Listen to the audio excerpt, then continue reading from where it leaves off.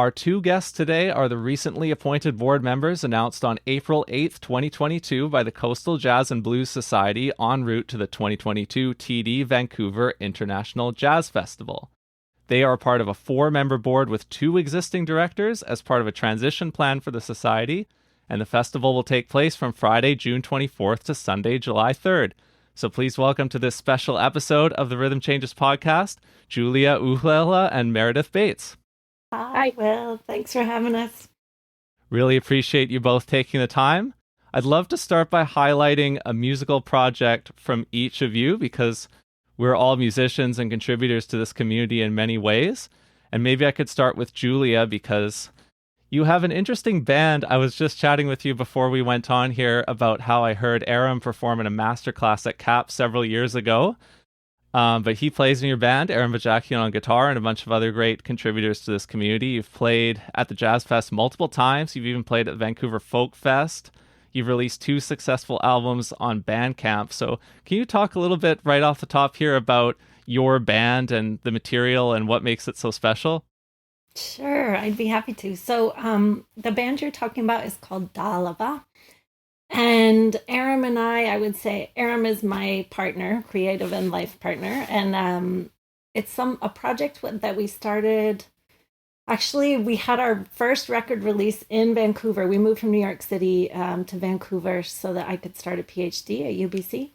But this project sources folk songs from a book of transcriptions and also a kind of like scholarly study of folk songs that was made by my great grandfather, whose name was Vladimir Ulehla, and in his hometown, which is called Stražnica, and it's at the border of the Czech and Slovak republics. And so Vladimir was a plant biologist, and he believed that songs were alive, like living organisms, like plants or animals. And so my dad was a refugee to Canada and then the US, and he escaped during the communist era. And I kind of grew up with these songs. Like my dad would start singing at home every now and again. And I visited the Czech Republic many times growing up. But the premise of the project was, how do you make songs alive? What does it mean to make a song alive? And so the material that we do the songs are like these little seeds, and then everybody in the band, Peggy Lee, Dylan Vanderscaife, Colin Cowan, Tyson Naylor, and Aram and myself, are all kind of creative, experimental, improvising musicians. And so we like grow these little sound worlds around these songs. Nice. And I have streamed your performance from the Jazz Fest last year. That's the only time I've heard you so far, but hopefully not the last in the near future. So I'm excited to hear that again. Thanks. Okay, Meredith, you have many projects, so I couldn't possibly do them all justice in just this bonus episode because you've played on many albums and you contribute to so many things in the Vancouver jazz and improvising music world. But one in particular that's been on my radar is a new album from a group called Gentle Party that also includes Elisa Thorne and Jessica. And if I'm not mistaken, you're the third of the three full members of that group, right? Yep. Nice. You had an album release concert at the Rio recently, so I'm curious how that was. Yeah. It went really well. It was my first forage out into the big wide world after the pandemic, um and we had about 300 people out, maybe just over 300, which felt like a lot of people in one room. But as soon as our brains and minds kind of transitioned out of being scared, we had such a good time. It was really great. We've got some live videos that'll come out of it that do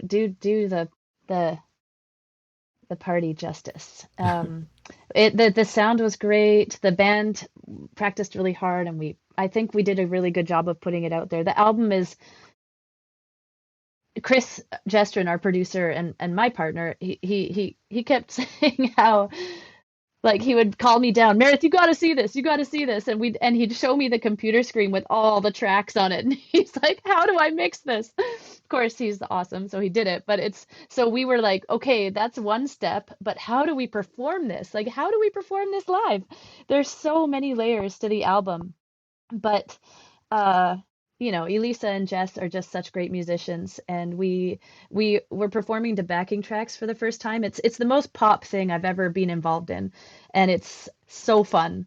It's so fun to have layers and layers of support behind you that you're confident in, because you know it's going to be the same every time. It's very interesting because I'm not used to that. I'm used to playing free and moving with the music, and this has elements of that for sure. There's a lot of openness, and there's interludes that are freely improvised by all of us. But yeah, it was pretty cool. And then just to invite, like, I'd never heard Miguel or Clara before, and they are phenomenal young musicians. Really, really moving, um, in more ways than one. Like Clara had us enveloped, and brought us right into her world, and then Miguel just cracked it open and brought so much joy to the room. It was amazing. And then Las Duendes, those guys are on fire. It was they did great, and it was a big dance party, and the whole sort of community came out to yeah, to celebrate with us. It was a joyful celebration. I am Yeah. envious that I didn't get to be there. That does sound like a great time. Oh, it's so much fun. So if we turn our attention to your role right now, I would love to acknowledge some of the work that you've done up to this point in the Coastal Jazz and Blues Society in general. And I'm curious to hear a bit from both of you on this. So maybe I can go back to Julia first. But this is an organization that has enriched all three of our lives and the lives of most listeners to this show for sure, for many years, if not decades. So maybe starting with Julia first, what would you say are some of the experiences that you remember the fondest, or that really stand out to you as ones that have shaped your journey as a member of the Coastal Jazz and Blues Society and in this community? Yeah, well, I was thinking when I first moved here, maybe like a year after we arrived, I Rainbow invited me to share my work with Dalava in Winterruption, which is the winter festival that Coastal puts on.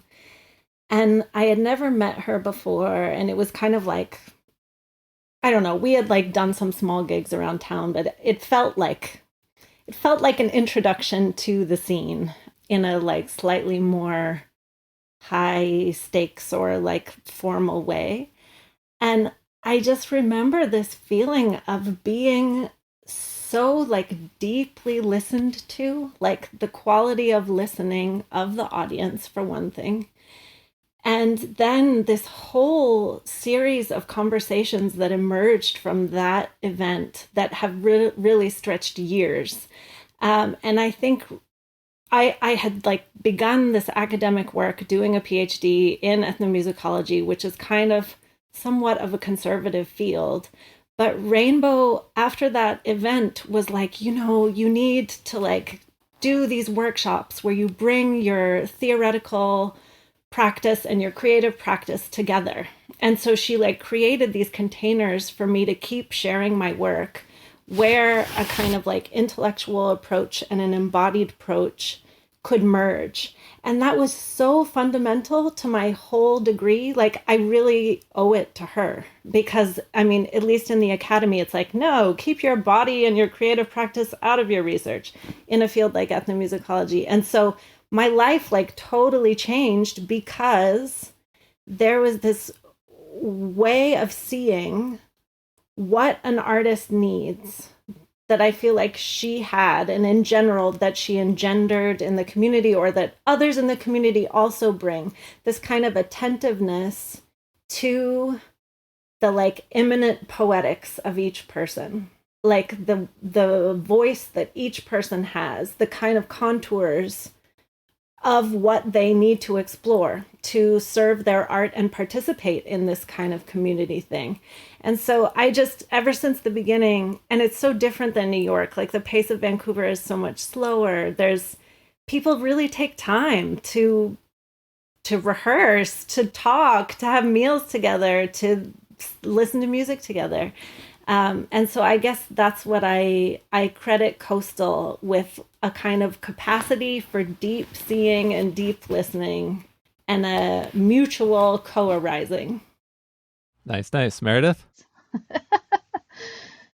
I mean, I moved back to Vancouver in 2004, and I can't remember when the first festival I played was, but within a year or two of that, within about a year of that, I had fallen in with um yeah, with these Cap College at the time, grads, because they heard there was this violinist that improvised on the scene, and so I fell in with like Jeff Younger first, and then Cole Schmidt, Shannon Scott, all these beautiful musicians that took me under their wing, and we started creating these really cool sort of larger ensembles with a lot of improvisation and free music, but also lots of playing over changes and following forms and all this. Uh, and then within a couple years of that, we were invited to play the festival. And it was always the mall. I don't, these don't exist anymore, but there were like tons of mall gigs and tiny little stages and all these weird places. There used to be, if you talk to people who are like, even older than me, there were stages everywhere in Vancouver back in the day. And we were always given these little satellite gigs all over the place. But the thing I'll remember is in 2010, Sean Cronin, a great bass player who's now moved to New York, he started a band called Very Good. Sean Cronin's Very Good. And we put out an album called Very Good exclamation mark, and then the B-side was Very Good question mark. And we recorded this. It was an awesome band, and we played the Market Stage, which doesn't exist anymore, but the Market Stage was where people cut their teeth. And we played the Market Stage, and then right after that, Pugs and Crows, which was this band started by Cole Schmidt, a collective of 5 of us.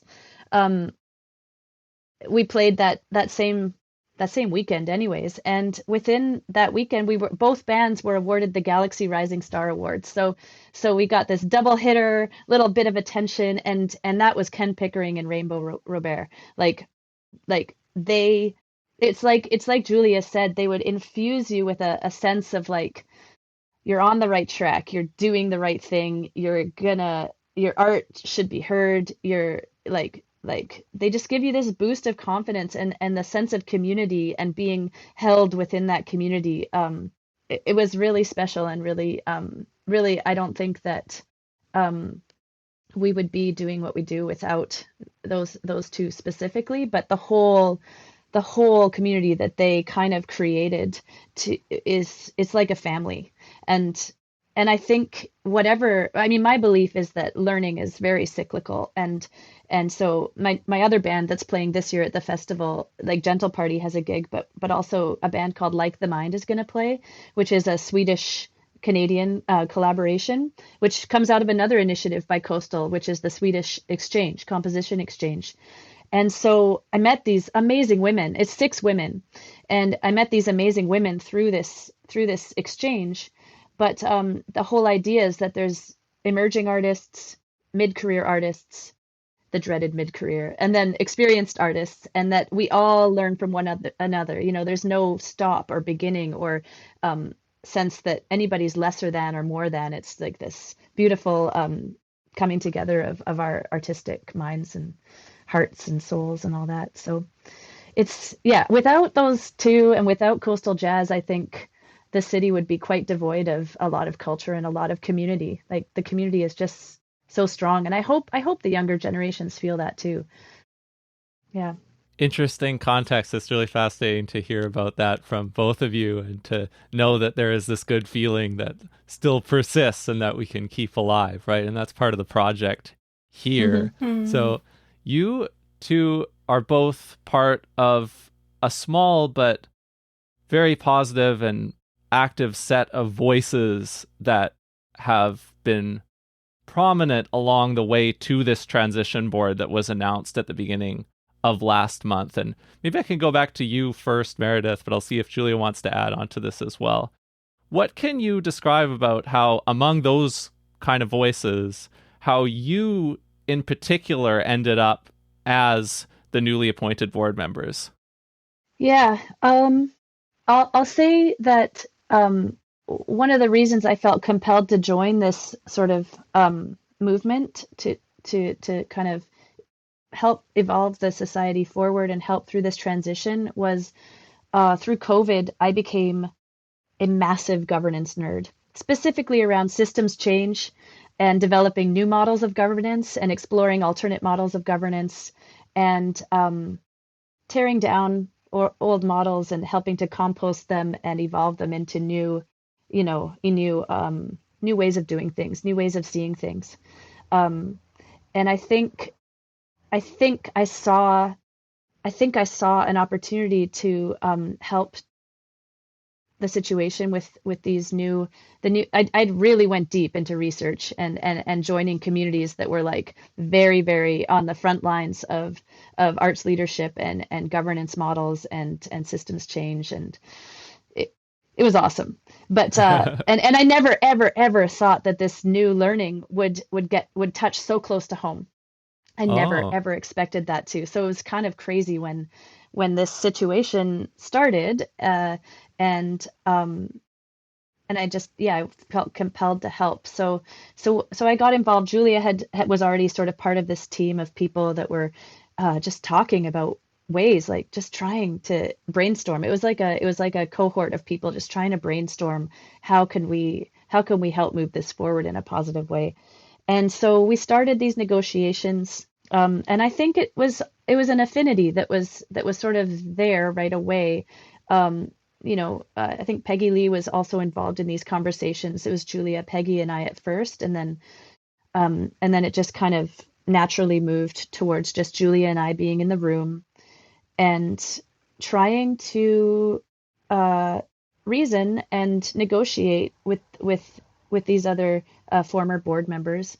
And I think everyone was earnestly trying to find a way forward that didn't tank the festival. The festival is that was the important nugget at the end. The goal was, let's keep this magical thing going. Let's keep this community together. Let's try to find a way forward that doesn't lose all of the amazing things that we've built together and the legacy of the Vancouver Jazz Festival, but that also evolves and adapts into this new world that we're in, because this isn't the only organization to go through a structural change in this time. Like, many organizations are having to re-examine their values and their ways of doing things, especially in the arts. There's a huge movement towards reflection on social justice and more forward-thinking structures and ways of doing things. Nice. Julia. Yeah, I'll just add that it was not by design. No. Here I am as a member of a board. Like, never in a million years did I imagine myself in this role.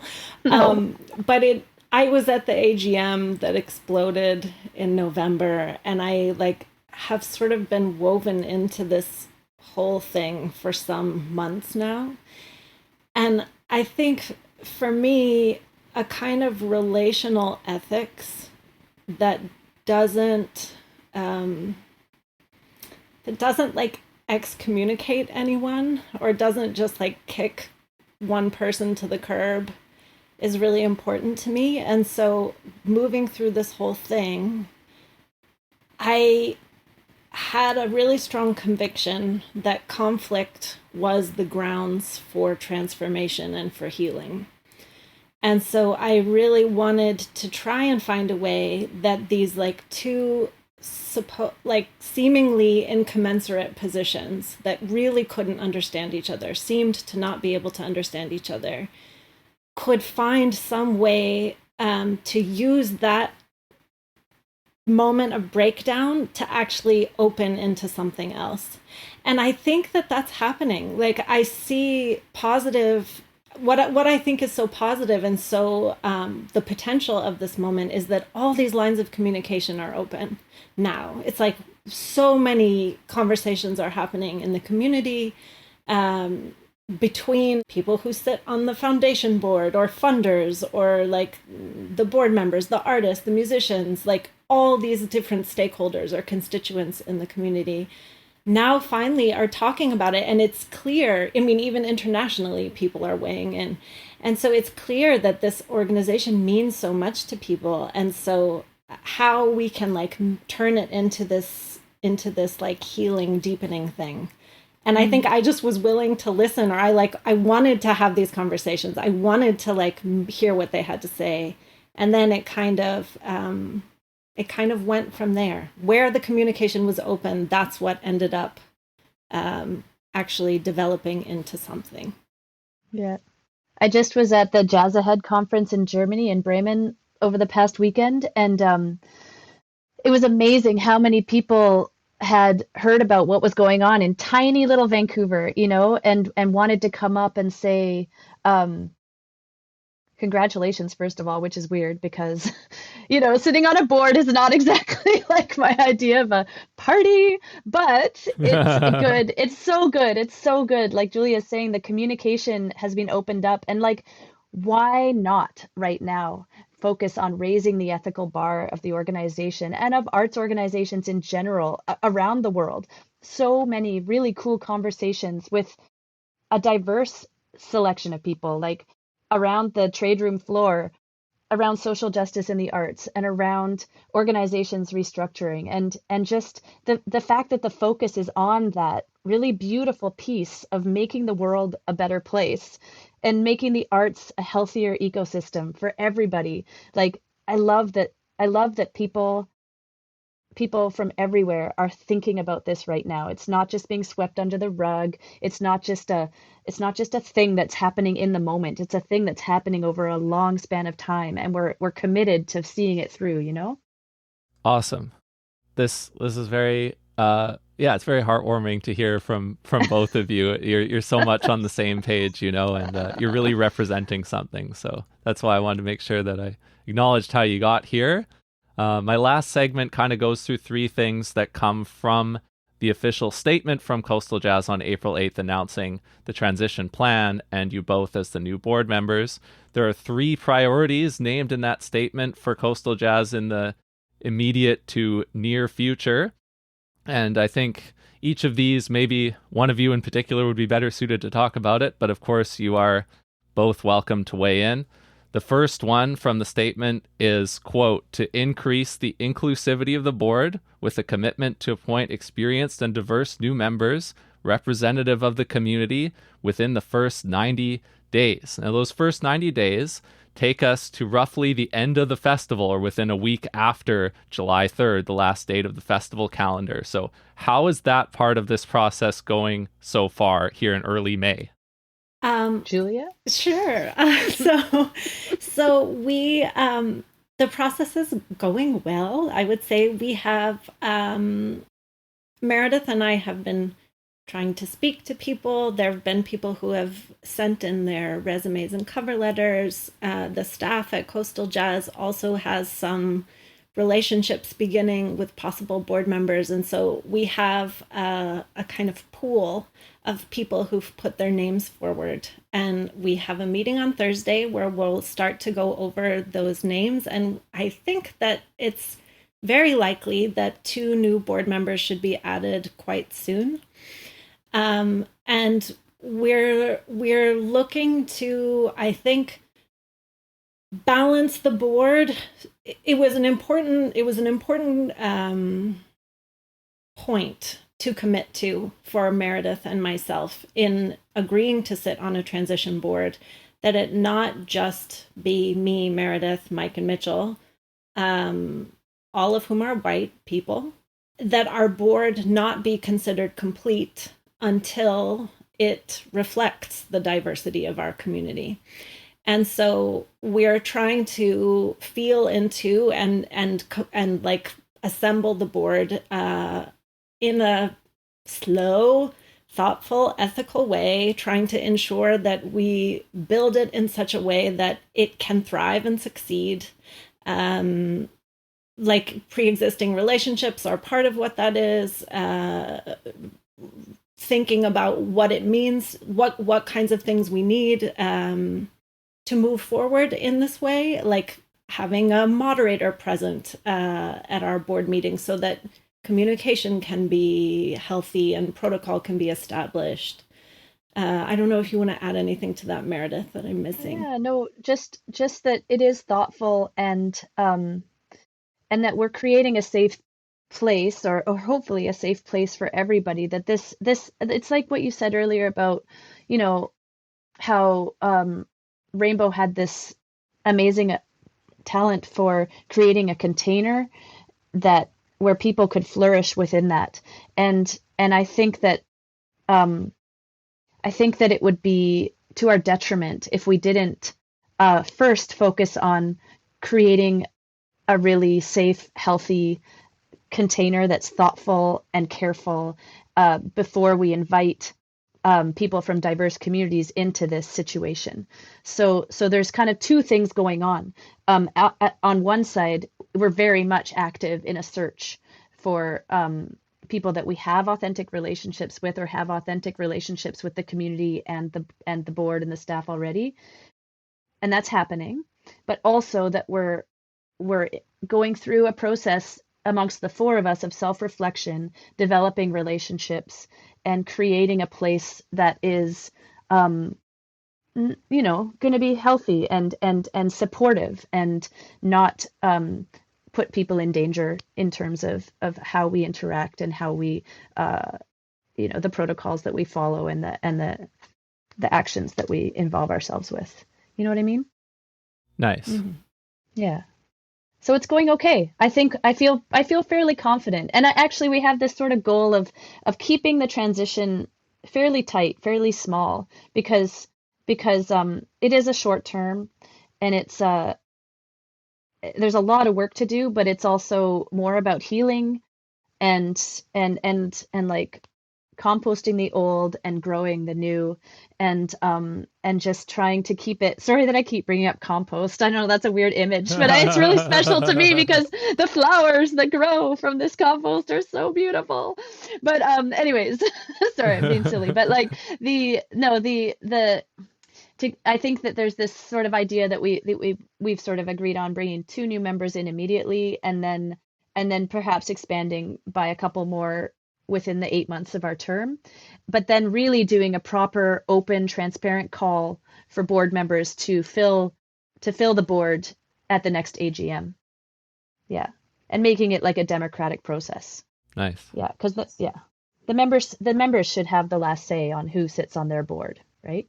Yeah, absolutely. Yeah.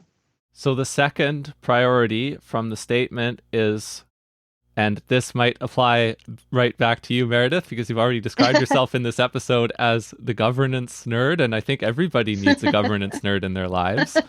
And the priority from the statement is, quote, external review of governance practices, end quote. So for those who haven't been following as closely, what can you say about how this will work and the benefits that will come after progress has been made on that front? Yeah, I mean, I think we can both speak to it fairly equally but I think we've touched on most of it already. The thing that we haven't said is how we can't do this alone. So we are really calling on the community, and I think one of the best, most progressive governance practices that has evolved out of this sort of systems change, social justice movement that's been resurging over the last couple of years is calling on experts. Like, we are not, I don't think that we can do this by ourselves, especially as a board of 4 to 6 people. We need to bring in all of the experts that we can to lean on those people and to learn from them, and to grow the organization in a way that is different than maybe what was happening before. So I don't think we're just talking about an external review by one person or one firm. I think we're talking about really calling on many people that can, and from all different levels of experience, to help us examine what's going on and how we can change for the better, and heal this community and move it forward, Yeah. I'll also say that part of our one of our ideas was to form committees, which were comprised of both board members and community members and these outside experts weighing in, so that, again, this open communication, that everyone can be voicing what their priorities are as we form this new thing. And there's very close analogs in the community, like what happened with Push Festival. People have lived through that experience of having to like reform their organization from the ashes. And so how can we even strengthen the ties organization to organization, or like, again, open the lines of communication so that we can learn from others' mistakes and like create a kind of healthy ecosystem. Nice. Okay, so the third of the three priorities, and my last question to you, is about, from the statement, quote, a revision of the CJBS, that's the Coastal Jazz and Blues Society, bylaws. So could either of you elaborate at all on which revisions you and the transition board over the course of the plan will be pursuing? I think that that's going to become more clear as we work together. I mean, we've been together for 3 or 4 weeks now, so it's still I think it's still very much in the formative phases. And like Julia said, what we're looking to do is to first start name and start some committees that are not just made up of the 4 board members, but that really engage the community and activate the community in terms of bringing those voices to the table and helping us to look at where change needs to happen. You know, a lot around board terms, bringing these bylaws, evolving them a little bit into where we're at as a society now. And I'll just add also a kind of reflection on roles and responsibilities, a clarification around who does what and what is in their realm of action. And we've also been working really closely with the ED, Nina Horvath, and just so that everyone feels good about the kinds of roles and responsibilities that they take on. And there's not a kind of overreach, or there's not like a vague zone where it's unclear. And another thing that we've been discussing that's really important is a kind of self-assessment process, an ongoing self-assessment process for the sitting board members, so that the, let's say, best interest of the society is never eclipsed by like self-interest, or making sure that things are moving ahead in a healthy way, in a healthy, transparent way. Yeah, it's all about relationships. It's all about healthy relationships, I think. And so far, it has been really good. It's been really positive, and I feel good about how the conversations have been going. So I think we're moving in a good direction. Very nice. That's great to hear. Well, you've both been very generous with your time. I really appreciate your responses and engaging with the Rhythm Changes podcast here, sharing what you're up to. As an active member of Coastal Jazz, I'm feeling very happy to have you on board. And Julia and Meredith, thanks so much for taking the time to chat with me today. Thanks so much for having us, Will.